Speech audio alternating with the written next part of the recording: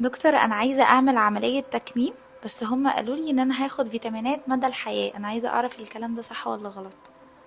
السلام عليكم. ده سؤال مهم جدا لأن في اعتقاد عند بعض المرضى إنهم لو عملوا عملية تكميم هيستنوا ماشيين على فيتامينات مدى الحياة.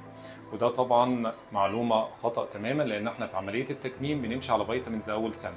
طيب ليه مع عملية التكميم بنمشي فيتامينات سنة بس؟ أول حاجة لأن خلال أول سنة بيكون في نزول سريع للوزن، وبالتالي لازم نعوض جسمنا بالفيتامينات والمعادن اللي محتاجها.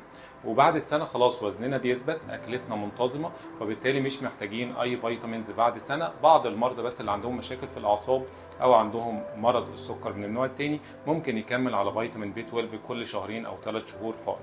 ولكن القاعدة الرئيسية إن إحنا بعد أول سنة بنوقف كل الفيتامينز، وده على عكس عمليات تانية زي الساسي وتحويل المسار اللي بيكون فيها جزء بيقلل امتصاص الأكل، وبالتالي محتاجين نمشي على فيتامينز فترة أطول. زي مثلا عملية الساسي بنمشي على فيتامينز من 3 ل 5 سنين، وعملية تحويل المسار بنمشي على فيتامينز مدى الحياة. شكرا جزيلا لحضرتك.